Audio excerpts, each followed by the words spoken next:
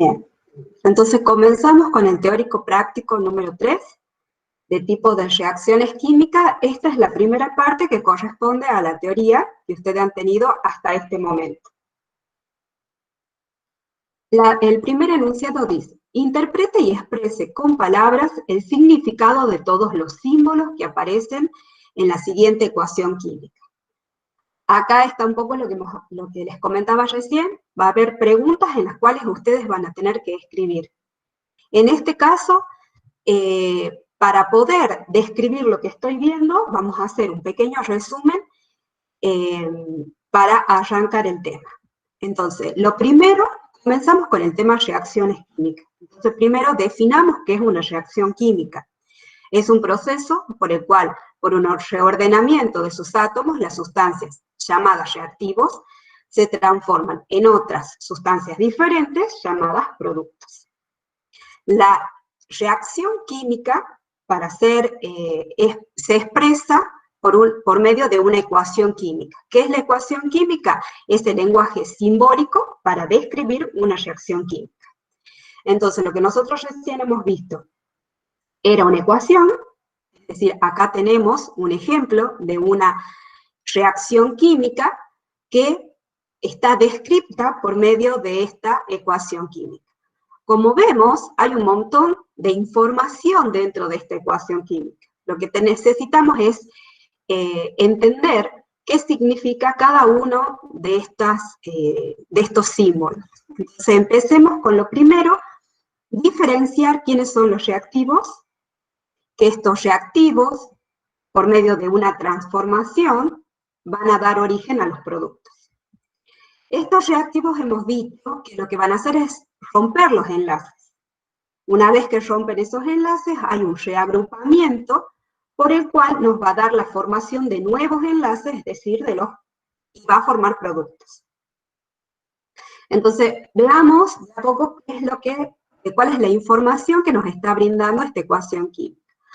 Por un lado, estos aquí chiquititos, que están al costado de cada uno de estos compuestos, vemos que nos está indicando el estado físico que tiene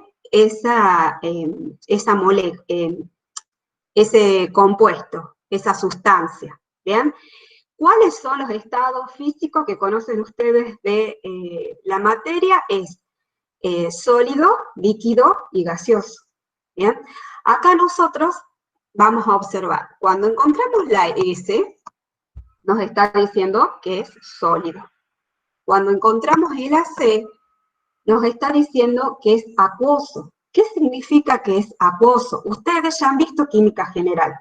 En química general, ustedes han visto que ustedes trabajaban con soluciones. ¿Qué era una solución? Tenían un soluto y un solvente. En este caso, en el caso del ácido sulfúrico, el soluto es el ácido sulfúrico y el solvente es el agua. Entonces, cuando ahí me dice que yo tengo ácido sulfúrico acuoso, me está indicando que el soluto es el ácido sulfúrico que está en una solución. Bien, esa solución puede ser concentrada o diluida, dependiendo de la cantidad de soluto. Cuando nosotros tenemos una información acá en una ecuación química y no nos dice nada, tenemos que suponer que está en condiciones estándar esta ecuación. ¿Qué significa que está en condiciones estándar? Que todas aquellas sustancias que están en solución están en 1 molar. ¿Bien?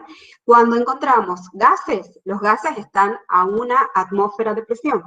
Y la temperatura en la cual está se produce la reacción química, si no hay ninguna información, vamos a suponer que son 25 grados centígrados. ¿Bien? Entonces, ¿qué otros estados vamos a encontrar en una ecuación química? Fíjense que acá en el ejemplo no lo tengo, pero está aquí, que es el gaseoso, que podemos expresarlo como una G, como una B corta, que significa que es volátil, o como una flechita hacia arriba, que significa que es un gas y que se está escapando. ¿Bien? ¿Qué otro tipo de estado físico vamos a encontrar?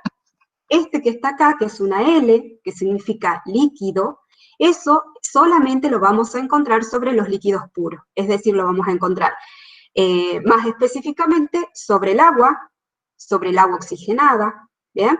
Entonces, es exclusivo para elementos que están en, digamos, sustancias que están en estado puro, ¿bien? Por ejemplo, por ejemplo, el bromo a temperatura ambiente es líquido y es puro, lo vamos a encontrar con la L, ¿bien? Cuando está en solución, vamos a ver que es acuoso. Ahora, una cosa a tener en cuenta, chicos, cuando nosotros encontramos la S al principio, acá en los reactivos, significa que está en estado sólido, nada más. Ahora, cuando encontramos la S en los productos, implica que ese producto, en este caso fíjense en que es un compuesto iónico, que ese compuesto iónico no es soluble en agua. ¿Por qué cuando está en productos implica que no es soluble en agua? Fíjense que cuando comenzamos la reacción, cuando yo puse el fosfato de calcio y era sólido, si este fosfato de calcio, supongamos que en este caso fuera fosfato de sodio, y yo le agrego una solución de cualquier ácido o cualquier otro compuesto iónico que está en solución, ya estoy aportando agua a esa reacción. Es decir, que estoy trabajando en un medio acuoso. Aquellas sustancias que no sean solubles en agua, pueden ser compuestos iónicos, ya vamos a ver cuáles son los casos de compuestos iónicos no solubles en agua, los voy a encontrar como una S en los productos. Eso quiere decir que no es soluble en agua.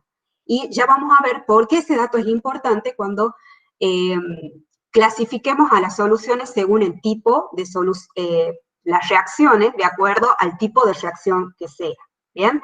¿Qué otra forma voy a expresar que ese producto no es soluble en agua? Otra forma es, fíjense acá, podemos subrayarlo, por supuesto si lo subrayamos ya no ponemos que es sólido, o en vez de subrayarlo, le ponemos una flechita hacia arriba, perdón, hacia abajo, que significa que ha precipitado.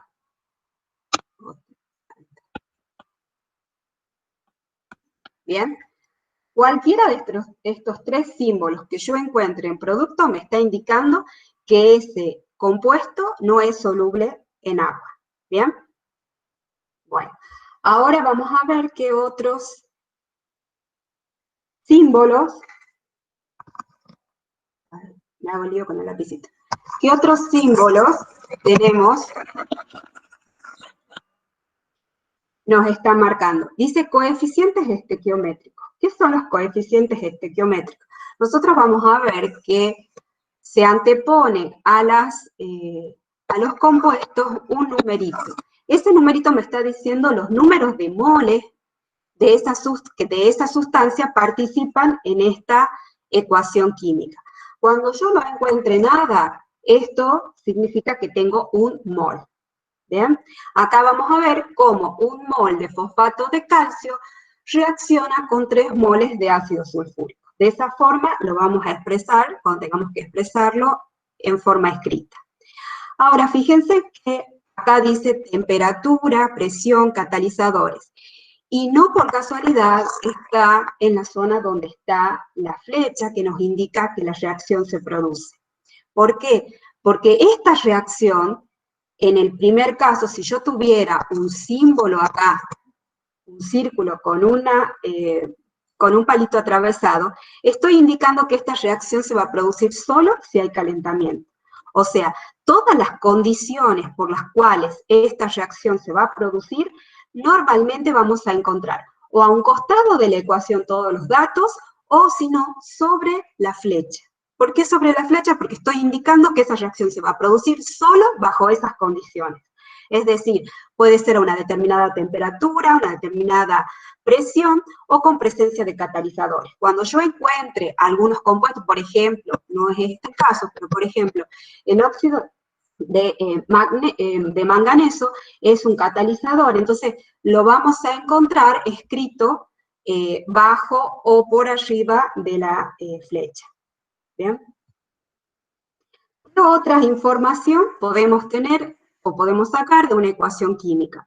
Nos pueden informar delta de G. ¿Qué es delta de G? Es la energía libre de Gibbs. Este es un parámetro de espontaneidad. ¿Bien? Si nosotros tenemos en esta ecuación química una reacción con delta de G menor que 0, me está indicando que esa sustancia, que esta reacción química es espontánea. ¿Qué significa que es espontánea? Que sí se va a producir. Entonces yo observo que, como en este caso, tengo una flechita que marca una sola dirección. Eso significa que la reacción es espontánea, que los reactivos van a reaccionar entre sí y me van a dar los productos. Cuando yo encuentre un delta de G, o sea, una energía libre de Gibbs igual a 0, esto me está implicando un equilibrio. ¿Qué significa que tenga un equilibrio? Acá, supongamos que este sea el caso, que no lo es, pero supongamos que acá hay un equilibrio.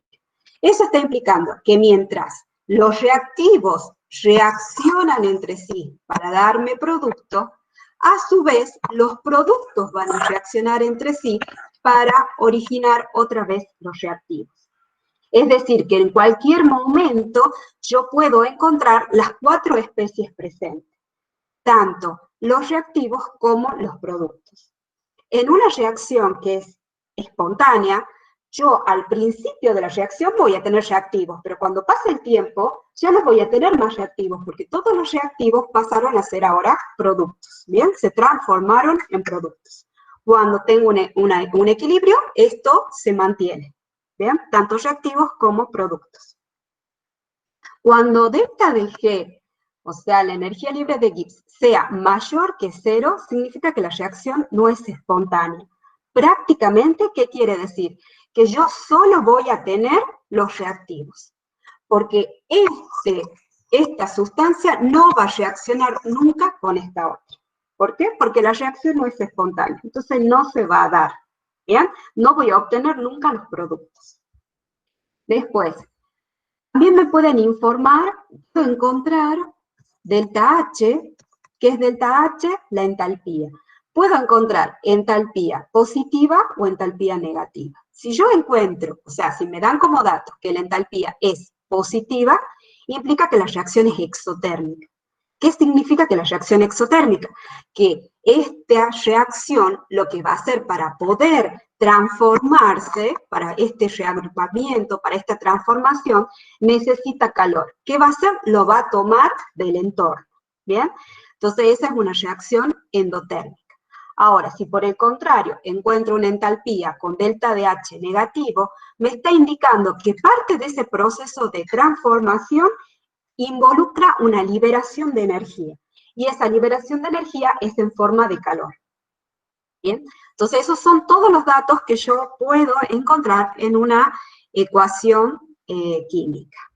Entonces, ahora sí, estamos en condiciones de responder el enunciado anterior. Entonces, ¿qué es lo que voy a hacer cuando me presente este tipo de ecuación?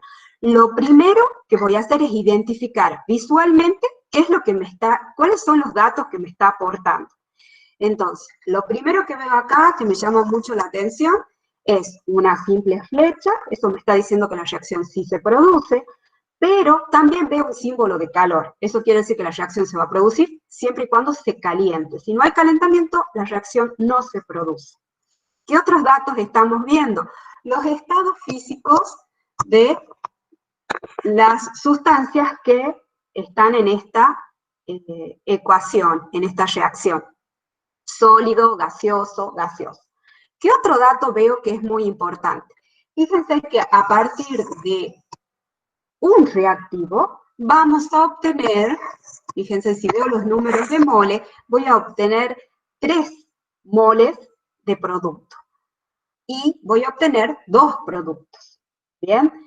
¿Cómo veo que son 3 moles? Porque acá, aunque no diga nada, esto es un 1, acá tengo un 1 y acá tengo un 2. Entonces, a partir de un mol de esta sustancia, voy a obtener 3 moles de otras sustancias. ¿Qué otro dato tengo acá? Las sustancias que están participando, el nombre de las sustancias. ¿Qué más? Fíjense, están dando la entalpía. ¿Qué signo tiene esta entalpía? Positivo. Entonces, ¿una reacción de qué tipo? Endotérmica. Una vez que ya he identificado visualmente todo lo que está dentro de una ecuación, vamos a proceder a escribir. Entonces, primero veo que la reacción es una descomposición. ¿Por qué es una descomposición? Ya vamos a revisar los tipos de reacciones, pero ustedes ya lo han visto en teoría. Si yo parto de un solo compuesto y voy a obtener, en este caso, a partir de ese dos compuestos, eso significa que se está descomponiendo esa sustancia, ¿bien? Como hay presencia de calor, es una descomposición térmica. Ya vamos a ver más específicamente que esta es una descomposición parcial, pero eso lo vamos a ver cuando veamos los tipos de reacciones. Entonces, lo primero, digo de qué se trata la reacción. Después, empiezo a leerla. ¿En qué dirección leo? Como si leyera una oración. De adelante hacia atrás. Entonces, empiezo a leer. Un mol de nitrato de amonio sólido produce un mol de óxido de nitrógeno 1 gaseoso y 2 moles de agua en estado gaseoso. La reacción es un proceso irreversible y se produce por calentamiento.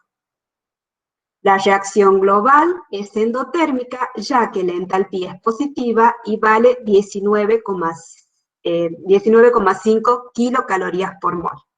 ¿Bien? Entonces, fíjense en que esta ecuación me brindó un montón de información que yo toda esta información la tengo que plasmar en palabras. ¿Alguna duda de esto, chicos? Cuento hasta 5, si no hay nada, pasamos a la segunda. No, profe. No, profe. Listo. Pasamos entonces a la segunda pregunta. Aplica las reglas para cálculo de número de oxidación al elemento que se señala. ¿Bien? Acá tenemos en dicromato de potasio, nos dicen que digamos cuál es el número de oxidación que tiene el cromo en ese compuesto. Entonces, para eso vamos a hacer un pequeño resumen de los números de oxidación posibles en general en distintos casos. Vamos a empezar por los elementos más abundantes de la tabla periódica, que son los metales. Cuando los metales forman compuestos, siempre son positivos. Ustedes se acuerdan que hemos visto, acá vamos a poner un ejemplo, hemos visto la clase pasada que dentro de la tabla periódica nosotros teníamos distintas electronegatividades de los elementos. Los elementos que eran menos electronegativos, ¿qué significa que sean menos electronegativos? Que tienen menor afinidad por los electrones, eran los metales. Es decir, que los metales, la tendencia de ellos, en vez de tomar electrones, va a ser a cederlos. ¿Y por qué ceden electrones? Porque pretenden tener la configuración de un gas noble. Entonces, como les resulta energéticamente mejor perder los electrones que tomar un montón de electrones, entonces pierde los pocos electrones que los separan de una configuración de un gas noble. Entonces los metales normalmente lo que van a hacer es ceder sus electrones al no metal, que es el más electronegativo, y va a quedar cargado positivamente. Entonces vamos a asignar, en este caso, el oxígeno queda con carga -2 porque toma los 2 electrones del magnesio, y el magnesio queda cargado positivamente por la cantidad de electrones que ha perdido. ¿Bien? En este caso tampoco queda duda de cuál es el estado de oxidación del magnesio, porque como elemento, cualquier elemento de la tabla periódica, su estado de oxidación es 0. Cuando se combinan los metales, siempre va a ser positivo. En este caso, no tiene más que perder los 2 electrones que tienen el orbital S, porque es un alcalino térreo. Acá vemos otro ejemplo, el óxido férrico, y vemos también en su estructura de Lewis que el hierro pierde 3 electrones, mientras que el oxígeno es el que los gana. Ahora, fíjense que la molécula es neutra. ¿Qué quiere decir que la molécula es neutra? Que tanto las cargas positivas y negativas de los aniones y los cationes se van a compensar. Entonces, vemos acá que el hierro perdió 3 electrones, pero ¿cuántos hierros tengo? 2. Entonces, en total, ¿cuántas cargas positivas tengo? Tengo más 6. El oxígeno, cada oxígeno tiene 2 cargas negativas. ¿Cuántos oxígenos tenemos? 3, entonces 2 por 3, 6, menos 6. Se compensan las cargas. O sea, ahí está lo que hemos visto. El hierro tiene estado de oxidación más 3 y el oxígeno menos 2. Ahora, ¿qué pasa cuando tenemos 2 no metales? Cuando tenemos la presencia, necesitamos asignarle a todos los elementos un estado de oxidación para poder trabajar con ellos. Cuando tenemos no metales, y vamos a tener acá unos ejemplos, y vamos a poner sus estructuras de Lewis para recordarlas, cuando tenemos la combinación de 2 no metales, ustedes saben que vamos a tener un enlace de tipo covalente, es decir, que una especie no se queda con los electrones, sino que la está compartiendo, ¿ya? Entonces, analicemos cuáles son estos casos y cómo vamos a asignar las electronegatividades. Según la reglita nos dice que el elemento de mayor electronegatividad es el que se va a quedar con la carga negativa y el de menor electronegatividad con la carga positiva. Ustedes recuerdan, a ver, acá tenemos la tabla de electronegatividades y ustedes se acuerdan acá del cloruro de hidrógeno, que ya hemos dicho que es un enlace de tipo covalente polar. ¿Por qué era covalente polar? Porque teníamos un elemento más electronegativo que el otro, y acá vemos que el cloro tiene electronegatividad de 3,2, mientras que el hidrógeno tiene una electronegatividad de 2,2. Entonces, el elemento más electronegativo es el que atrae más los electrones. Si atrae más los electrones hacia él, entonces queda cargado positivamente o tiene una densidad positiva el hidrógeno y una densidad negativa el cloruro. Entonces, asignamos una carga positiva al hidrógeno y una carga negativa al cloro. Lo mismo pasa con el siguiente compuesto. Bien, esta molécula vemos que el elemento más electronegativo es el nitrógeno, que tiene una electronegatividad de 3, entonces es el que va a atraer más a los electrones. Entonces vamos a asignar una carga positiva por cada hidrógeno, y entonces la suma de los 3 hidrógenos nos va a dar 3 cargas positivas. Como es una molécula neutra, el nitrógeno solamente puede tener 3 cargas negativas, porque es el elemento más electronegativo. Ahora veamos el siguiente caso. Bueno, ahí pongo las cargas, el hidrógeno menos 1, el nitrógeno menos 3. Ahora vemos que con el caso del metano es lo mismo. El carbono tiene mayor electronegatividad que el hidrógeno, por lo tanto atrae un poco más a los electrones que los hidrógenos. Entonces, tenemos 4 hidrógenos, tenemos 4 cargas positivas. Por eso es que el carbono tiene que tener menos 4. Veamos el último ejemplo. Acá tenemos el dióxido de carbono. Vemos en la tabla en la electronegatividad del oxígeno, es el que tiene mayor electronegatividad, por lo tanto es el oxígeno el que atrae más los electrones hacia él. Entonces el oxígeno es el que va a tener la carga negativa y el carbono va a tener que compensar esa carga. Entonces acá vemos que 2 oxígenos que tienen menos 2 va a ser menos 4, entonces el carbono va a tener que tener una carga, un estado de oxidación de más 4. Quiero que presten atención a estas 2 moléculas. ¿Por qué? Fíjense en que en una, el carbono tiene un estado de oxidación negativo, y en la otra tiene un estado de oxidación positivo. Es el mismo elemento, pero en este caso está frente a un no metal que tiene una electronegatividad baja. En cambio acá está frente a un no metal que tiene una electronegatividad mucho más alta. Entonces, siempre el más electronegativo es el que va a tener la carga negativa. ¿Bien? Ahora vamos a ver. Dice, los elementos en cualquier forma alotrópica es 0. Entonces, cuando encontremos elementos que forman moléculas, con ellos mismos, como por ejemplo el oxígeno y el ozono, también puede ser, lo van a ver también en los halógenos, por ejemplo, ¿bien? Siempre van a tener estado de oxidación cero. Ahora, el oxígeno cuando forma compuestos, normalmente ya hemos visto los casos anteriores, tiene estado de oxidación -2, excepto cuando forma peróxidos. Entonces acá vamos a ver 3 ejemplos diferentes. En el primero, que ya hemos visto, es una unión iónica, donde tenemos un metal y un no metal, no nos queda duda que el oxígeno tiene carga 2 negativa. Acá en el caso, vamos a poner los estados de oxidación, en el caso del agua también, los hidrógenos tienen +1 y el oxígeno tiene -2. Es el elemento más electronegativo. ¿Qué pasa con los peróxidos? En este caso es el peróxido de hidrógeno, más conocido como agua oxigenada. Fíjense que su estructura de Lewis vemos que el oxígeno tiene un enlace covalente simple con otro oxígeno.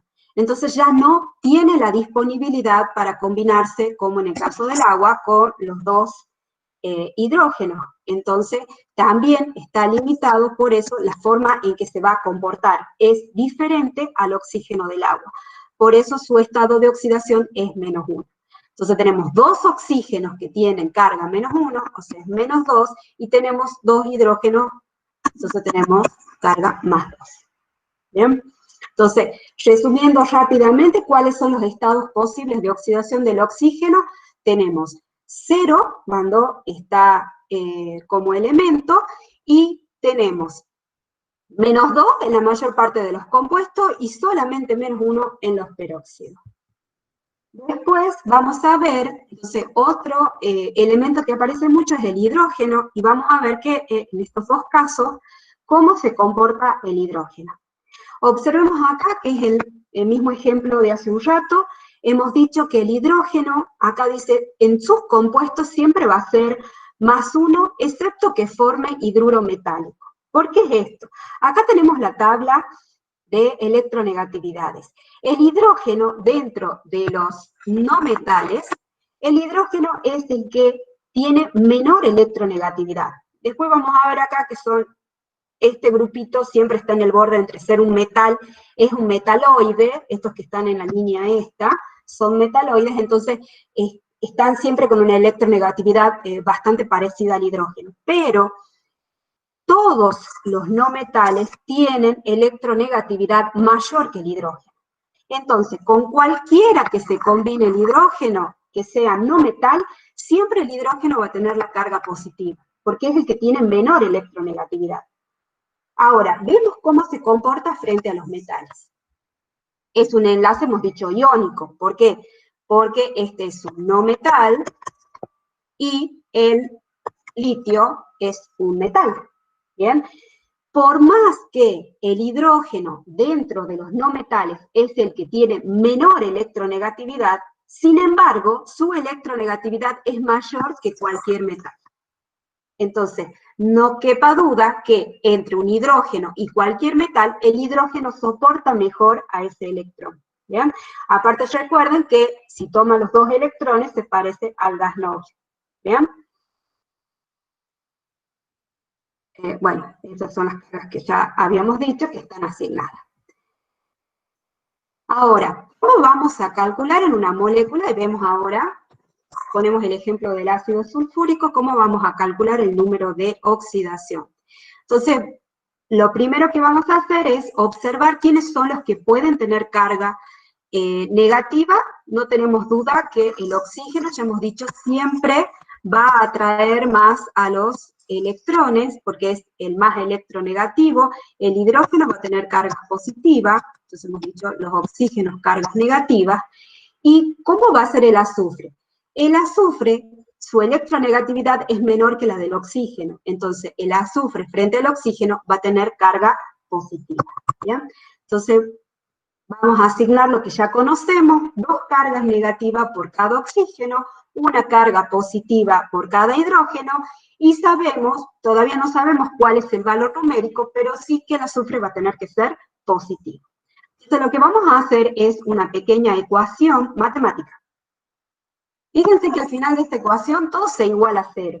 ¿Por qué se iguala a cero? Ya hemos dicho que al ser una molécula neutra, la suma de todas las cargas internas positivas y negativas se tienen que compensar a cero. ¿Bien? Entonces, igualamos a cero. Acá tenemos el oxígeno. Hemos dicho que cada oxígeno va a tener menos 2. Entonces, si tenemos 4 oxígenos, acá tenemos menos 8. ¿Bien? Tenemos, ¿cuántos hidrógenos? 2, y cada hidrógeno es más 1. Entonces acá tenemos más 2. Se tienen que compensar las cargas dentro de la molécula. Entonces, si tengo menos 8 y más 2, ¿cuál será el valor de X? Más 6. ¿Por qué? Porque más 2 más 6 es más 8 y va a compensar las 8 cargas negativas del oxígeno. Entonces, así sé que el azufre ahí tiene estado de oxidación más 6. Veamos otro ejemplo. Acá tenemos el cromato de calcio. Entonces, ¿qué vamos a hacer? Vamos a asignar primero los estados de oxidación que ya conocemos. El oxígeno es menos 2 por cada átomo de oxígeno. El calcio es alcalino tercio, por lo tanto ha perdido 2 electrones y tiene 2 cargas positivas. Hacemos nuevamente la ecuación, acordémonos, es una molécula neutra, entonces se tiene que igualar a 0. ¿Bien? Entonces acá tenemos, igual que el caso anterior, fíjense, 2 por 4 es menos 8, acá tengo 1, pero tiene carga 2, positivo, entonces estamos exactamente en la misma situación, X será más 6. ¿Bien? El cromo en el cromato de calcio tiene estado de oxidación más 6. Acá vemos algo diferente. Fíjense, ya no tengo una molécula neutra, sino que estoy en presencia de un ion. Un ion que tiene una carga negativa. Entonces, esta carga negativa la voy a tener que tener en cuenta. Hasta acá, ¿qué dato tengo claro? Que el oxígeno tiene menos 2, el cloro tendrá que ser positivo para compensar esas cargas negativas, pero vamos a hacer una ecuación para ver qué valor tiene que tener esa X. ¿Por qué yo acá tengo menos 1? Recordemos que es un anión, es un ion, es decir, tiene una carga, la molécula no es neutra, sino que está cargada con una carga negativa. Entonces eso es lo que vamos a poner aquí. Ahora hay que igualar esto para que llegue a menos 1. Entonces lo que ya sabemos acá es que 2 por 4 es 8, negativo, que es el caso del oxígeno, y ahora tenemos que compensar. ¿Cuánto va a compensar para que me quede como resultado menos 1? Y será más 7. ¿Bien? Más 7 menos 8 es igual a menos 1. Entonces ahí el cloro está con estado de oxidación más 7. Entonces después de haber hecho este repaso, ya estamos en condiciones de trabajar con el ejercicio. Entonces, acá tenemos el cromato de potasio. Vamos a ver la ecuación. Hemos dicho que ponemos los valores conocidos, menos 2 para el oxígeno, más 1 para cada potasio, porque es alcalino. Entonces, en total tenemos, por 2 potasios, tenemos más 2. Por 7, fíjense que acá tengo 7 oxígeno, entonces menos 14. Menos 14 más 2, acuérdense que es una molécula neutra, ¿ya? No tenemos carga, entonces tiene que igualarse a 0. Entonces, menos 14 menos 2 me da más 12. Este más 12, fíjense que tiene que estar repartido en 2 cromos, ¿bien? Entonces será que cada cromo tiene un estado de oxidación, a ver, se me fue ahí, más 6. ¿Bien? Entonces, el cromo en el dicromato tiene estado de oxidación más 6. Ahora veamos acá, tenemos el hidrógeno fosfato de potasio. Hagamos el mismo ejercicio de recién. Pongamos, el oxígeno tiene carga menos 2. El potasio, hemos dicho, es alcalino, tiene más 1. El hidrógeno, hemos dicho, salvo que esté en un hidruro, es más 1. Entonces, vamos a ver, nuestra incógnita va a ser el fósforo. Hacemos la ecuación y ponemos acá No sé por qué, ahí aparece la ecuación. Tenemos 2 por 4, menos 8. Tenemos 2 por 1, 2, entonces tenemos más 2, más 1 del hidrógeno. Esto hace más 3. Entonces, más 3 menos 8, vamos a tener que compensar aquí con más 5. Es decir, que el estado de oxidación del fósforo en el hidrógeno fosfato de potasio va a ser más 5. ¿Bien? Entonces ahora, acuérdense, ¿por qué hacemos esto igualado a 0? Porque es una molécula neutra. Vamos al siguiente. Acá tenemos el bismutato de sodio. Ponemos los valores conocidos. Sodio sabemos más 1, oxígeno menos 2. Entonces vamos a hacer la ecuación. Tenemos 3 oxígenos. Entonces vamos a tener menos 6. Tenemos un sodio, o sea, más 1. Entonces, ¿cuál es la opción? Recordemos, molécula neutra, se tiene que igualar a 0, más 5 para el bismuto dentro del bismutato. O sea, acá tenemos más 5, el estado de oxidación del bismuto. ¿Bien? Ahora pasamos, ahora vemos una pequeña diferencia. Miren acá, y dice 2 rayitas negativas. La forma correcta es escribirlo así, 2 menos. ¿Bien? Ahora ya no estoy en presencia de una molécula neutra, sino que estoy presente frente a un anión. Es decir, tengo que igualar las cargas internas a menos 2. Ponemos el valor conocido, que es el del oxígeno, y hacemos la ecuación. Entonces, 4 por menos 2 es menos 8. Recordemos que hemos dicho es un ión que está cargado con 2 cargas negativas. ¿Bien? Entonces tengo que compensar de tal forma que restándole en cargas positivas a 8 me quede 2 negativas. Entonces esto es igual a más 6. Entonces, el estado de oxidación del manganeso es más 6. Bien, lo ponemos acá, más 6. Ahora pasamos a esta parte y vemos ahí cuál es el estado de oxidación del manganeso en este óxido. ¿Bien? Lo primero que sabemos, vamos a asignar el valor menos 2 al oxígeno y vamos a hacer la ecuación. Fíjense, es una molécula neutra, por lo tanto vamos a tener que igualar a 0. Menos 2 por 2 es menos 4. Entonces, ¿cuál será la carga de este manganeso? Es de más 4. ¿Bien? Si yo lo tengo que nombrar, el manganeso tiene distintos estados de oxidación, así que tengo que especificar cuál es. Cuando yo haga la escritura, o sea, en palabras, acá este es el óxido de manganeso 4, que es el estado de oxidación del manganeso. ¿Bien? Ahora vamos a ver este otro, el hidróxido de amonio, y me preguntan sobre el nitrógeno del hidróxido de amonio. Entonces, lo primero que vamos a hacer siempre es poner de los conocidos. Entonces, el hidrógeno siempre es más 1, el oxígeno es menos 2. Este hidrógeno está al lado de un no metal. Entonces, no me queda duda que su estado de oxidación va a ser más 1. Recuerden que solamente el hidrógeno, cuando está formando enlace hidruro metálico, va a ser menos 1. Entonces, hagamos la ecuación, ¿y qué nos queda? Veamos desde acá. Entonces, tenemos el hidrógeno, tenemos un solo hidrógeno, entonces acá tenemos una carga más 1. Tenemos un solo oxígeno, entonces tenemos carga menos 2. Tenemos 4 hidrógenos acá, entonces acá tenemos más 4. Molécula neutra, hay que igualar a 0. Entonces tengo más 4 más 1 es más 5.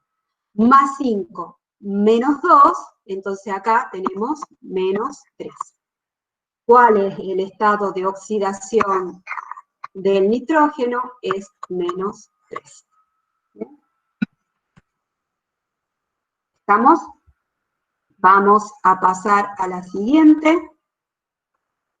Fíjense, acá tenemos el ion permanganato, otra vez estamos en presencia de un ion, eso nos está diciendo que la igualación tiene que ser a -1, ponemos la carga del oxígeno que ya conocemos, y tenemos 4 oxígenos, entonces -8, se tiene que igualar a -1, por lo tanto, ¿qué carga va a tener el manganeso? +7.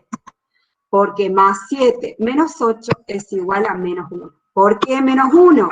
Ya hemos dicho, es un anión, es un ión, no es una molécula neutra. ¿Bien? Entonces, el estado de oxidación del manganeso es +7, y vamos a colocar acá también +7. Entonces, pasamos a la siguiente, vamos a hacer esta, es el ion tetrationato, es un ion que nosotros normalmente no lo utilizamos, no manejamos, pero vamos a ver algo interesante en este ion. Primero es ion, o sea, lo tengo que igualar a -2. ¿Cuál es el valor conocido? Solamente el oxígeno. Vamos a plantear la ecuación. Entonces, hemos dicho, hay que igualarla a -2. ¿Cuántos oxígenos tenemos? 6, entonces acá tengo -2. Bien, vamos a ir, bueno, ya lo tenía escrito, vamos a ir desarrollando de a poco la ecuación. ¿Por qué? Porque lo que nosotros queremos es obtener el valor de X, que es el estado de oxidación del azufre. ¿Bien? Entonces, yo tengo -12, lo que quiero hacer es despejar X, entonces, ¿qué voy a hacer con este 12? Lo voy a pasar para el otro miembro, si está restando paso sumando, entonces me queda -2 más 12, eso es igual a +10, yo quiero obtener libre el valor de X, entonces esto pasa al otro miembro, si está multiplicando pasa dividiendo, entonces tenemos 10 dividido en 4. Me da un número fraccionario, me da +2,5. Esto es un error. ¿Qué significa este valor? No es un error. Este es un ion, acá tenemos el estado de oxidación, entonces del azufre es +2,5. ¿Qué nos está diciendo? Fíjense, acá tenemos 4 azufres. Dentro de esta molécula, la forma en que se acomodan, algunos azufres deben tener estado de oxidación +3 y otros tienen estado de oxidación +2. Entonces, en la suma de los 4 vamos a tener un estado de oxidación fraccionario. ¿Bien? Es uno de los pocos casos donde vemos un estado de oxidación fraccionario y se debe a un arreglo espacial dentro de esa molécula con estados de oxidación diferentes de los azufres. ¿Alguna pregunta, chicos, hasta acá? Cuento hasta 5, si no hay dudas paso. ¿Están ahí? ¿Sí? Bueno, pasemos entonces. ¿No hay dudas? No, profe. Todo. ¿No? No. Entonces pasamos al siguiente ejercicio. Dice, completa las ecuaciones moleculares. Y ahí nos dan solamente los reactivos y nosotros tenemos que poner a partir de esos reactivos los productos. Dice después, escriba las ecuaciones anteriores en forma iónica y explica para cada reacción qué tipo de reacción es y por qué se produce. Entonces, para esto vamos a hacer un repaso sobre este cuadrito de tipo de reacciones. El primer caso es una reacción de síntesis. Hemos dicho que la síntesis en este caso es una síntesis parcial. ¿Por qué? Porque a partir de un compuesto y un elemento obtenemos un compuesto. La síntesis total sería a partir de elementos obtengo un compuesto. Lo mismo la descomposición. Esta es una descomposición parcial. ¿Por qué? Porque a partir de un compuesto voy a obtener un compuesto y un elemento. Cuando la descomposición es total, yo voy a tener solamente elementos. Para una sustitución o desplazamiento, fíjense en que, ¿por qué sustitución o desplazamiento? Porque el cloro va a tomar el lugar del bromo y lo va a desplazar. ¿Bien? Cuando suceden este tipo de ecuaciones, al igual que las anteriores, vamos a ver que hay cambios en los estados de oxidación. ¿Bien? Acá tenemos un cloro que está en estado de oxidación 0 y pasa acá a un estado de oxidación -1 cuando se combina. Lo mismo le pasa al bromo. Acá el bromo está como un bromuro, estado de oxidación -1, y acá cambia a 0. Entonces, por eso son reacciones también de óxido-reducción. Pero si vemos las anteriores también son de óxido-reducción. ¿Cuáles son las únicas reacciones que no son o que no tienen óxido-reducción? Son las de doble sustitución, y que dentro de estas de doble sustitución vamos a tener casos que las incluyen, que son las hidrólisis y la neutralización. ¿Por qué es un caso particular esto de doble sustitución? Fíjense acá, vamos a verlo sin nombres, solo con pelotitas. ¿Qué es la doble sustitución? Significa que va a haber un intercambio, en este caso, por ejemplo, del ejemplo de las pelotitas, va a haber un intercambio de aniones. El anión, que en este caso el color es verde, está con el amarillo, se intercambia y pasa a estar con el rosa. ¿Bien? Entonces, este intercambio no implica cambios en el número de oxidación, solo cambio de pareja. ¿Bien? Hacen un intercambio con los cationes. ¿Bien? Entonces, ¿cuál es la característica de esta doble sustitución? Que normalmente estas dobles sustituciones son un equilibrio.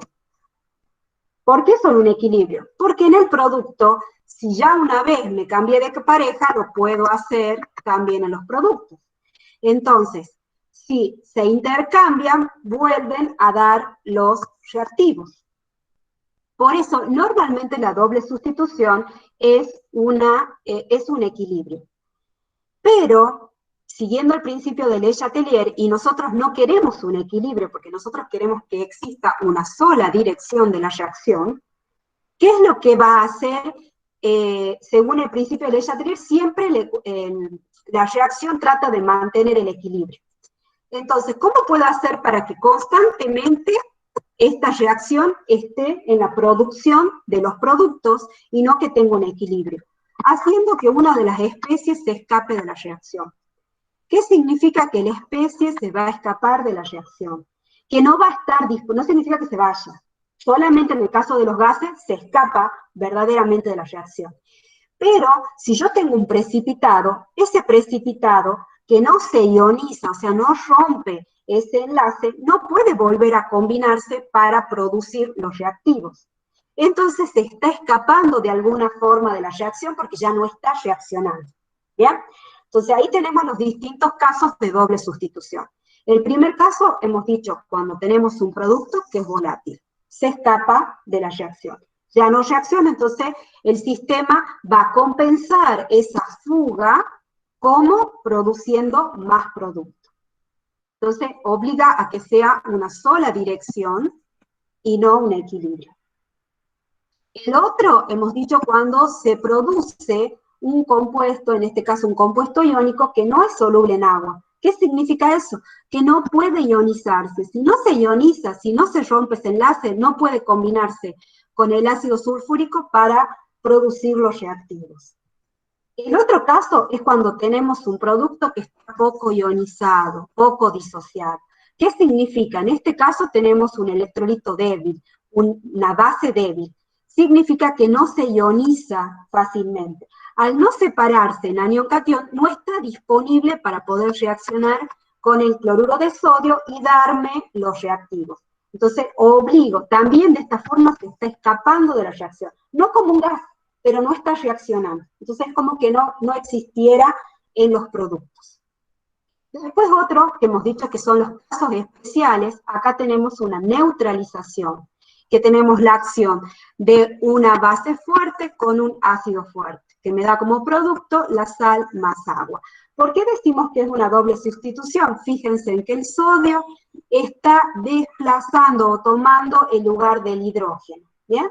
Es una doble sustitución. Vamos a ver ahora una hidrólisis en la cual tenemos la reacción de una sal, que no es cualquier sal, sino que las hidrólisis solamente van a ser con sales que provienen de un ácido o una base débil o la suma de ambos. ¿Bien? En este caso, fíjense que de las hidrólisis generalmente son hidrólisis parciales, ya después en la teoría hay un caso de una hidrólisis total, ¿Por qué total? Porque no pueden reaccionar los productos entre sí. Acá en este caso es parcial, casi total. ¿Por qué? Porque tenemos, hemos dicho, un electrolito débil, poco disociado, o sea, poco rompe ese enlace para volver a dar los productos, los reactivos. ¿Bien? ¿Por qué decimos que es una doble sustitución? Fíjense en que el ion amonio va a desplazar a un hidrógeno, va a tomar la posición de un hidrógeno. ¿Bien? Por último, tenemos las reacciones de óxido-reducción, que ya van a ver que va a ser unas reacciones, va a ser lo que vamos a trabajar principalmente la semana que viene, donde tenemos que hay, ¿cómo sabemos que es una reacción de óxido-reducción? Porque podemos identificar cambio en el estado de oxidación de alguno de los elementos. Hay que tener en claro acá que una reacción redox implica que una especie, si una especie se oxida, la otra se reduce. ¿Bien? Siempre hay dos en juego. Acá, por ejemplo, rápidamente el que veo que ha cambiado su estado de oxidación es el azufre, porque acá está en 0 y acá está en -2. Entonces eso me está indicando, si el azufre se ha oxidado, tiene que haber otra especie que se ha reducido. Veo el estado de oxidación del nitrógeno, acá es +5 y acá es +2. Entonces vemos ahí que el que se ha reducido es el nitrógeno. Pero bueno, estos temas, como ya he dicho, óxido-reducción, ya lo vamos a ir desarrollando un poco más adelante.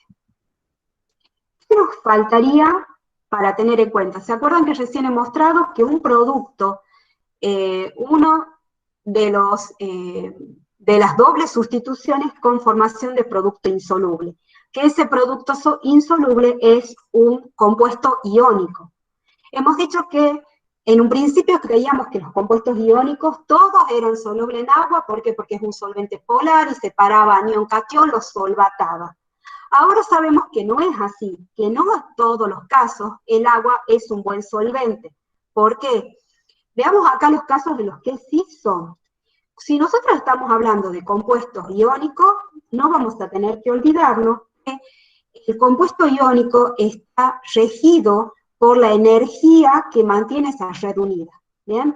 Si un compuesto iónico depende de la carga de sus iones, y eso hemos visto acá cuando hacíamos producto de carga. Cuando nosotros tenemos un producto de carga baja, decíamos que teníamos poca energía. Poca energía implicaba que era fácil romper a ese compuesto iónico. Fíjense que dentro de las reglas de solubilidad se basan en esta regla que mantiene unida, o sea, a la ecuación de Borlandais, que mantiene unida a los aniones y los cationes. ¿Por qué es esto? Fíjense acá, dice todos los compuestos que contienen metales alcalinos y el ion amonio son solubles.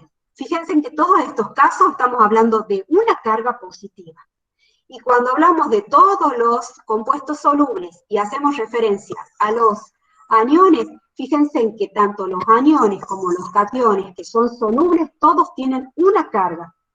Los cationes una carga positiva y los aniones una carga negativa. Entonces, cuando se haga el producto de carga, va a ser un valor bajo, siempre, porque va a multiplicar por 1. ¿Bien? Ahora, se presenta una excepción. ¿Cuáles son las excepciones en el caso de los halogenuros? Los halogenuros, en la mayor parte de sus combinaciones, va a ser soluble en agua. Pero acá nos dicen que hay 3 excepciones. Con estos 3 metales no va a pasar eso. ¿Por qué? Ahí aparece la excepción que nos trae a las reglas de Fajam. ¿Qué nos dice las reglas de Fajam? Cuando nosotros habla del carácter covalente que puede tener un enlace iónico. ¿Por qué hablamos de carácter covalente si hablamos de enlace iónico? Porque, fíjense, en estos casos, y vamos a tomar un ejemplo para que ustedes lo vean, vamos a tomar al cloruro y a la plata. Entonces vamos a hacer acá al compuesto cloruro de plata. El cloruro de plata nos dicen que es un precipitado en soluciones. ¿Por qué? Porque el agua no puede ionizar. Entonces, acá tenemos, este es el caso. Esta va a ser la plata y este va a ser el cloruro. ¿Bien? ¿Cuándo se producen estas reglas de Fajam? Cuando el catión es polarizante y el anión es polarizable. ¿Qué quiere decir eso? Que cuando tenemos un catión de masa pequeño y carga, mucha carga positiva o una fuerte carga positiva, esa carga positiva lo que hace es atraer la nube de electrones del anión. Pero de cualquier anión no, es del anión que es polarizable. Necesitamos un anión que tenga un gran volumen de electrones, o sea, de un tamaño grande, que puede tener mucha carga negativa, o sea, puede tener muchos, por ejemplo, puede ser con -2 o -3 como carga negativa, y esos electrones van a ser atraídos hacia ese catión polarizante. Acá veamos que el caso de la plata, ¿por qué la plata sería un buen catión polarizante? La plata, acuérdense que es un metal que está dentro de los metales de transición. Es decir, que cuando pierde ese electrón, que sí lo pierde porque es un metal, no llega a la configuración de un gas noble. Entonces no llega a la estabilidad esa plata. Entonces, ¿qué es lo que hace? Atrae a los electrones del cloruro. Los atrae. No existe un enlace covalente entre la plata y el cloro, pero esa atracción que tiene la plata por los electrones del cloro, ¿cuál es el efecto que causa? Cuando quiere entrar el solvente agua a romper ese enlace, a ionizarlo, no puede, porque están muy atraídos estos electrones al ion positivo. Entonces, no permite que haya una disolución. Por eso es que es un precipitado en una solución. ¿Bien? Entonces, ahora, dicho todo esto, vamos a pasar a completar las ecuaciones. Fíjense en que en estos casos estamos viendo que son ecuaciones de doble sustitución. Vemos acá que hay un intercambio en los aniones, ¿bien? No hay cambio en el número de oxidación, lo único que vamos a hacer es igualarla. Fíjense en que acá yo tengo dos potasios, acá tengo en los productos tengo 2 potasios y en los reactivos 1, entonces tendría que poner un 2 acá, y por lo tanto voy a tener que colocar un 2 acá para poder igualar los nitrógenos, ¿bien? Entonces, esto se llama igualación por tanteo. En el caso de doble sustitución, como no hay cambio en los números de oxidación, el tipo de igualación que se utiliza es esta. Tratar de conservar. Acuérdense que no nos podemos escapar de la ley de la conservación de masa, es decir, todo lo que tenemos en reactivo tiene que aparecer en producto. ¿Ah? No puede desaparecer nada ni aparecer mágicamente nada tampoco. ¿Bien? Entonces, una vez que ya tenemos la ecuación molecular, nos piden que escribamos en forma iónica. Bien, si yo tengo que escribir en forma iónica, lo primero que tengo que hacer es identificar cuál de estas sustancias pueden ionizarse. Entonces, volvemos a las reglas de solubilidad. Bien, si yo voy a encontrar un compuesto que es iónico, pero no es soluble en agua, no lo puedo ionizar porque no puedo separarlo en anión catión. Entonces, vamos a ir identificando acá. Nitrito de potasio, ¿lo puedo ionizar? Sí, acuérdense que está dentro de las reglas de solubilidad. Tenemos acá un metal alcalino. El ácido sulfúrico, ¿lo puedo ionizar? Sí, ¿por qué? Porque es un ácido fuerte, entonces en agua es un electrolito fuerte y va a separar anión de catión. Sulfato de potasio, volvemos a las reglas de solubilidad, todos los compuestos de potasio son solubles, y acá viene nuestra diferencia. Fíjense que es el ácido nitroso. El ácido nitroso, si yo lo quisiera ionizar, me voy a encontrar con el problema que es un electrolito débil. ¿Qué significa que es un electrolito débil? Que al igual que hemos hablado recién del caso del hidróxido de amonio, no va a poder ionizarse fácilmente. Entonces, no está disponible como catión anión. Entonces, una vez identificados quienes pueden ionizarse, lo vamos a ionizar.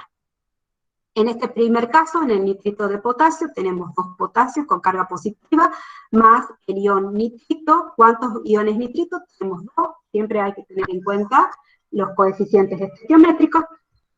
Ahora vamos a ionizar el ácido sulfúrico. Tenemos 2 protones y tenemos un sulfato. ¿Bien? Vamos a ir hacia los productos y tenemos 2 potasios, tenemos un sulfato, y aquí hemos dicho que ácido nitroso no lo puedo ionizar porque es poco ionizable. Entonces, ¿qué es lo que vamos a hacer ahora? Fíjense que cuando ionizamos nos queda una ecuación bastante larga, pero esta ecuación larga no está limpia. ¿Qué significa que no está limpia? Hay que sacar aquellos iones que están presentes, tanto en reactivos como en producto, y no se han alterado en el proceso. Veamos, identifiquemos cuáles son. En este caso tenemos 2 potasio y en el producto tenemos 2 potasio. Entonces vamos, tenemos un sulfato y un sulfato que no ha cambiado en producto. Una vez que hemos eliminado los iones testigos, ¿qué nos queda? Fíjense, nos quedan 2 iones nitrito más 2 protones, y esto nos da origen al compuesto que hemos dicho que no es ionizable. ¿Qué tipo de reacción? Es una reacción de doble sustitución con formación de producto poco disociado, que es este que está acá. ¿Bien? Pasemos entonces ahora a la otra ecuación. Acá también vemos que es una doble sustitución. En este caso, vemos, vamos a intercambiar los aniones. Aquí, fíjense en que yo he puesto una flechita, ¿bien? Podría haber puesto un subrayado o una S. ¿Qué me está indicando? Que este compuesto iónico no lo voy a poder ionizar. ¿Por qué no lo puedo ionizar? Porque es un precipitado. Quiere decir que no es soluble en agua. Recuerden que cuando lo tengo el precipitado del lado de los productos me está indicando eso, que no es soluble en agua. ¿Bien? En este caso, ustedes son los que ponen la flechita, ¿no? No, que las otras especies sí pueden ser ionizables. ¿Bien? Entonces vamos a escribirlas en forma iónica.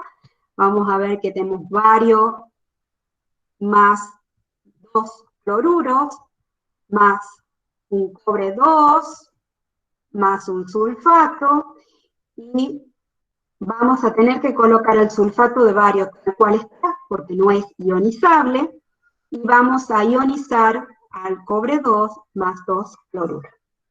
¿Sí? Una vez que ya hemos expresado todo en forma iónica, o sea, hemos dividido la molécula en sus iones. ¿Por qué puedo hacer esto? Porque todo está soluble en agua. Solamente aquello que no es soluble en agua no lo puedo ionizar. ¿Bien?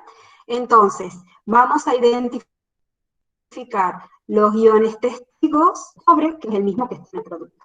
Entonces, una vez que ya he sacado los iones testigos, ¿qué es lo que me queda? Vamos a ver acá que nos está quedando que el ion bario más el ion sulfato me va a dar al sulfato de bario, que es un precipitado. Entonces, ¿qué tipo de reacción es? Una reacción de doble sustitución con formación de producto insoluble. ¿Quién es el producto insoluble? Fíjense que cuando tengo dobles sustituciones y hago la ecuación iónica, siempre el único producto que me queda es el que justifica el por qué se produce esa doble sustitución. Bien, ahora vamos al tercer ejemplo. Tenemos, hemos dicho, también es una doble sustitución. En este caso vemos que hay un intercambio de cationes. Bien, y vamos a igualar, acuérdense que siempre tiene que estar el balance de masa presente, igualación por tanteo. Volvemos a identificar cuáles son las especies que pueden ser ionizables antes de escribir la ecuación iónica. Entonces vemos, acá tenemos un carbonato de sodio, acuérdense, todo lo que sea alcalino es soluble. Tenemos un ácido clorhídrico, que es un electrolito fuerte, quiere decir que en agua se va a ionizar. Tenemos acá un ácido carbónico. El ácido carbónico es un electrolito débil, es un ácido débil. Por lo tanto, está poco ionizado, no lo vamos a poder ionizar. Y acá que tenemos cloruro de sodio, cumple 2 de las reglas de solubilidad, entonces va a ser iónico. Vamos a ir colocando los productos.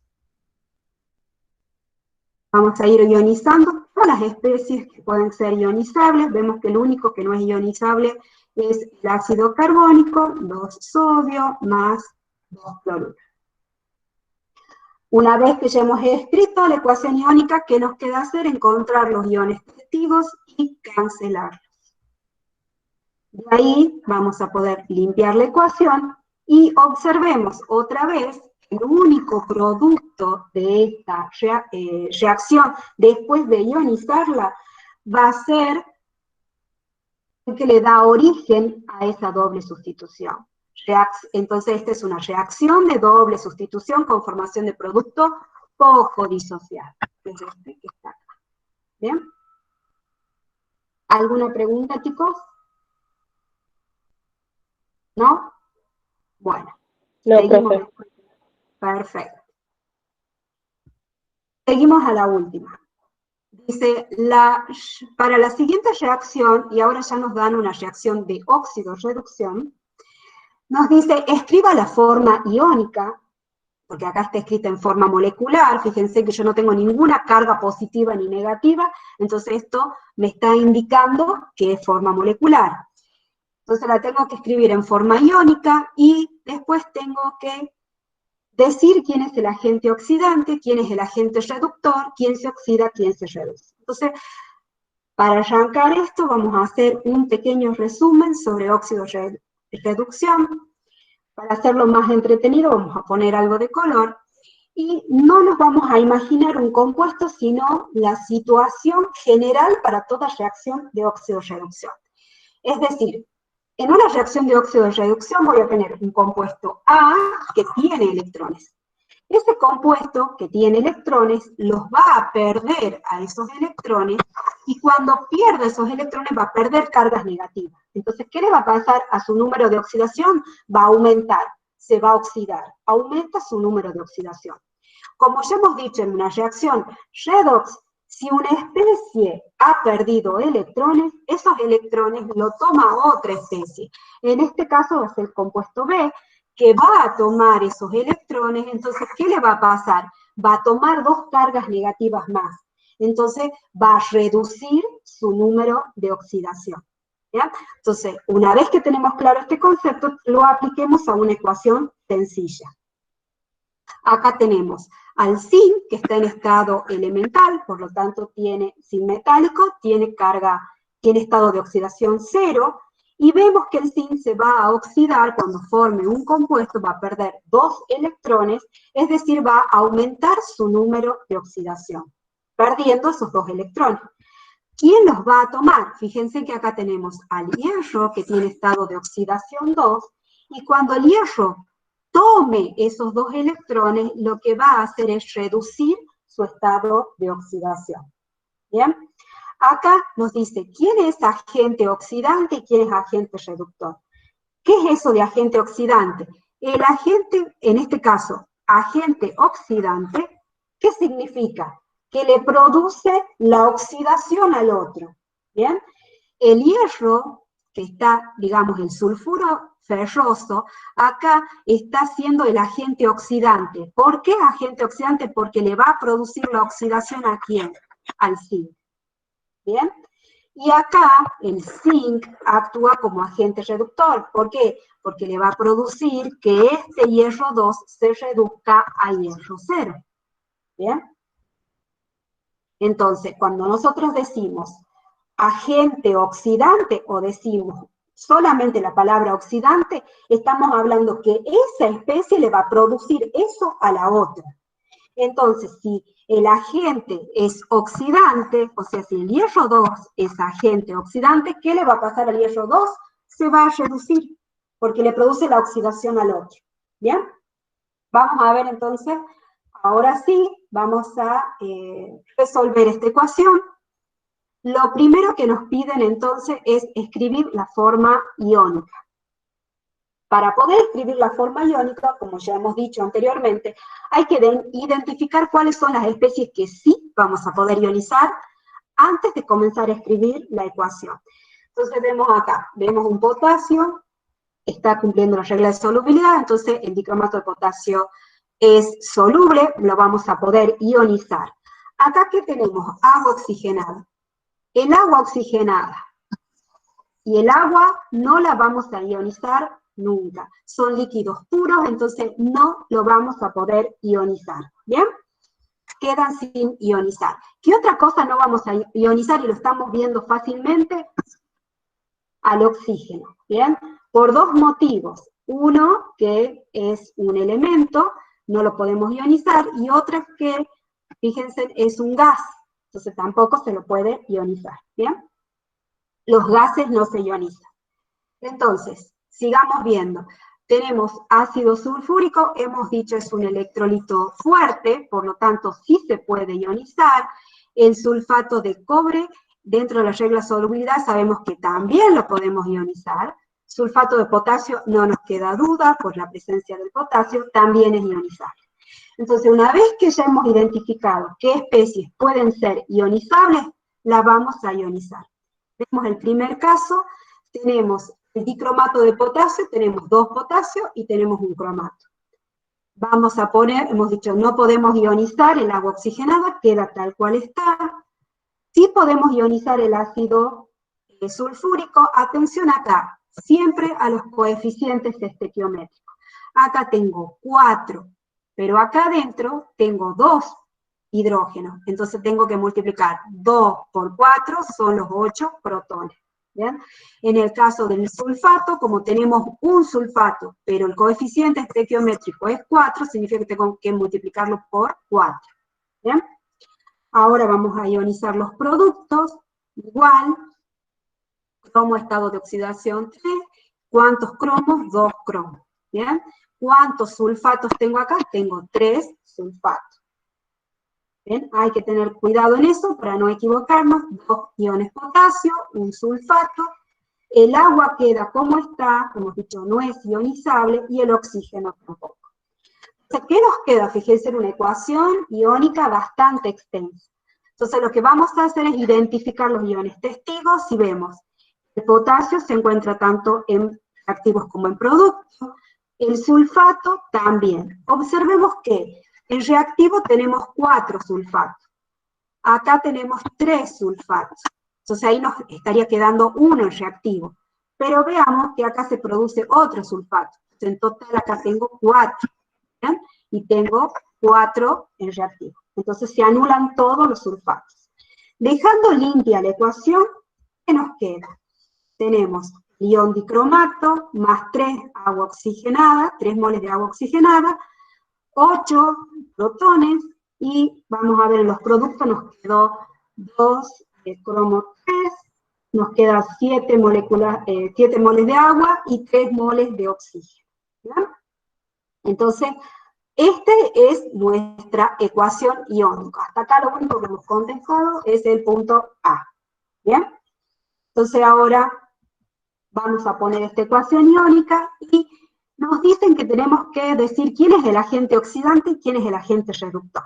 Entonces, para eso, ¿qué tenemos que hacer? Sobre cada uno de estos elementos vamos a colocar su estado de oxidación. Entonces vemos que el cromo, en el dicromato de potasio, su estado de oxidación es 6, el oxígeno menos 2, el hidrógeno en el agua oxigenada es más 1, y acuérdense que el oxígeno, que en el único caso era menos 1, eran los peróxidos, ¿bien? Después tenemos más 1 para el protón, más 3 para el cromo, más 1 para el hidrógeno del agua, menos 2 para el oxígeno del agua, y 0 para el oxígeno, en la molécula de oxígeno, ¿bien? Una vez que hemos puesto los números de oxidación, ahora ya es fácil identificar quiénes son los que han cambiado ese número de oxidación. Entonces, lo primero que identifico es que cómo estaba en estado de oxidación, más 6, y pasó a más 3. ¿Qué le está pasando a este cromo? Está tomando 3 electrones, por eso reduce su estado de oxidación. Si toma, pongamos acá, toma 3 electrones, ¿bien? ¿De dónde los va a tomar esos 3 electrones? Va a ser de otra especie que sea la que se esté oxidando. ¿Cuál es la especie que está cambiando? Fíjense que acá en reactivos tenemos el oxígeno -1 y pasa a producto con estado de oxidación 0. ¿Qué le ha pasado al estado de oxidación? Se ha oxidado. ¿Qué quiere decir? Que cada oxígeno acá está pierde un electrón. ¿Bien? Entonces se oxida. Entonces ya una vez identificada la especie que se está reduciendo y la especie que se está oxidando, ya estamos en condiciones de decir quién es el agente oxidante. ¿Cómo sabemos? Agente oxidante es el que le produce qué cosa al otro, la oxidación. Entonces, ¿quién le produce la oxidación? El que se reduce. ¿Quién se está reduciendo? El ion dicromato. En este caso, el dicromato, el cromo del dicromato es el que va a cambiar su número de oxidación. ¿Qué le va a pasar al cromo en el dicromato? Se va a reducir. Entonces, él es el agente oxidante. ¿A quién oxida? Fíjense, vamos a ver al oxígeno del agua oxigenada, que en ese momento tiene estado de oxidación -1. Lo oxida. ¿A qué estado de oxidación? 0. ¿Bien? Entonces, el agente oxidante es el dicromato, y ¿a quién oxida? Al oxígeno del peróxido, en este caso del peróxido de hidrógeno, que es el agua oxigenada. ¿Bien? Entonces, ¿quién será el agente reductor? El agente reductor es el agua oxigenada. ¿Por qué el agua oxigenada es el agente reductor? Porque es el que le está produciendo la reducción al dicromato. ¿Bien? ¿Quién es el que se reduce? Y vemos acá, es el cromo, está en el dicromato, de estado de oxidación +6 pasa a +3. ¿Bien? Con esto terminamos.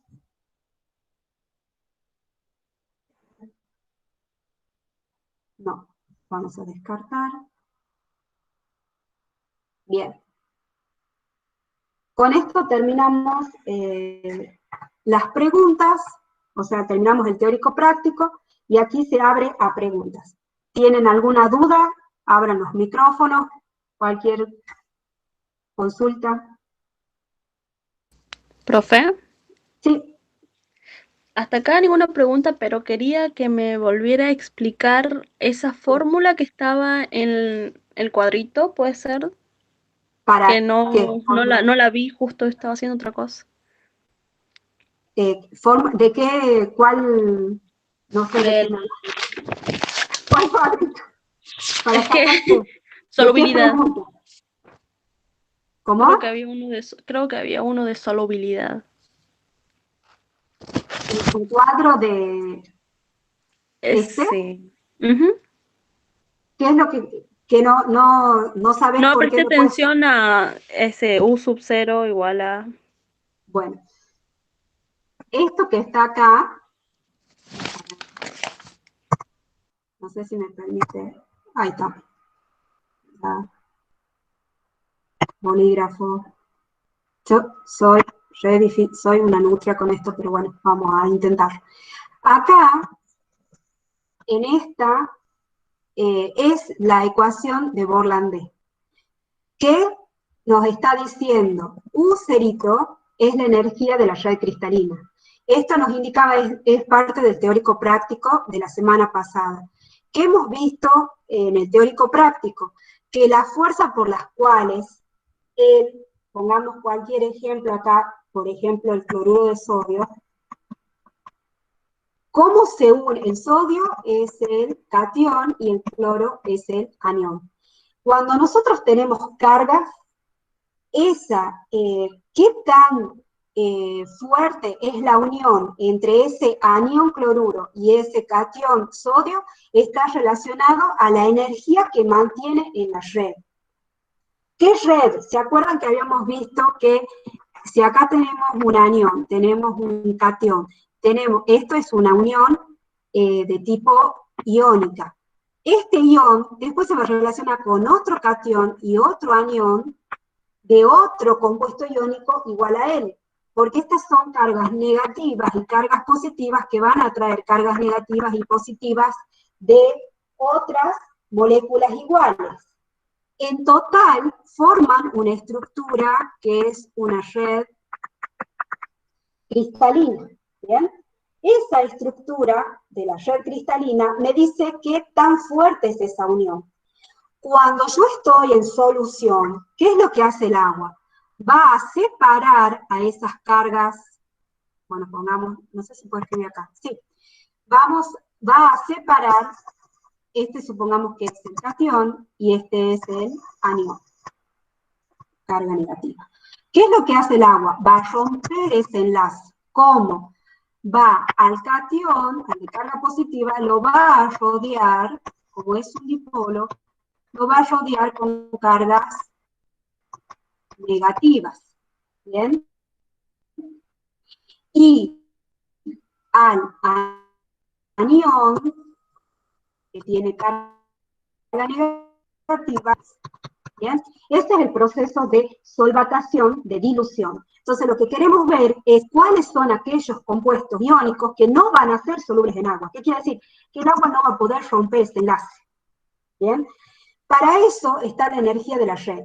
Y la energía de esta red, que nos indica qué tan fuerte es esa unión, uno de los factores más importantes es el producto de carga. ¿Qué carga? La carga que tiene el anión con la que tiene el cation. Por ejemplo, si yo tengo un ejemplo que hemos visto mucho, por ejemplo, hoy día, el óxido de magnesio es un no metal con un metal, es una unión iónica.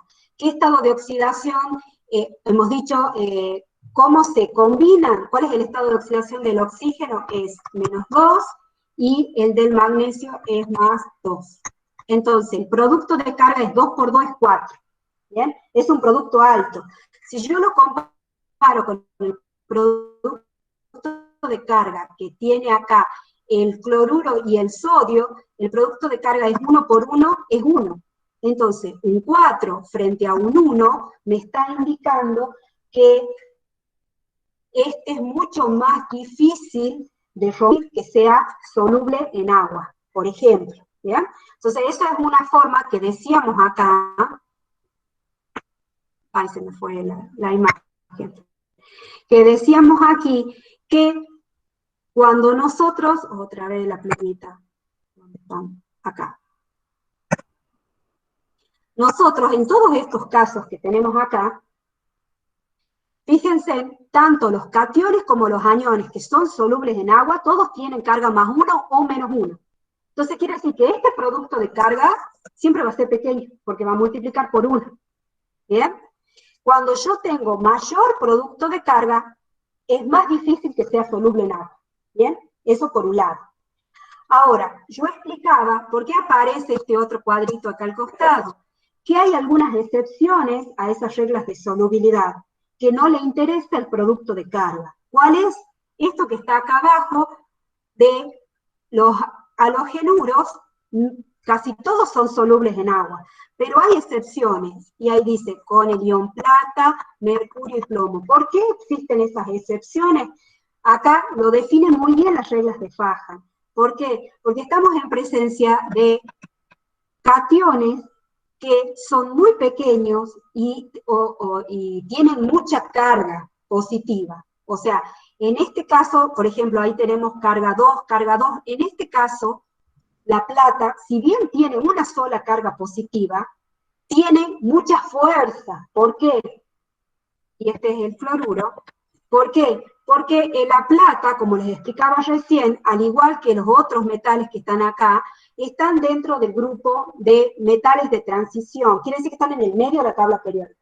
Si ellos pierden un electrón o pierden 2 electrones, aún así no se parecen a un gas noble.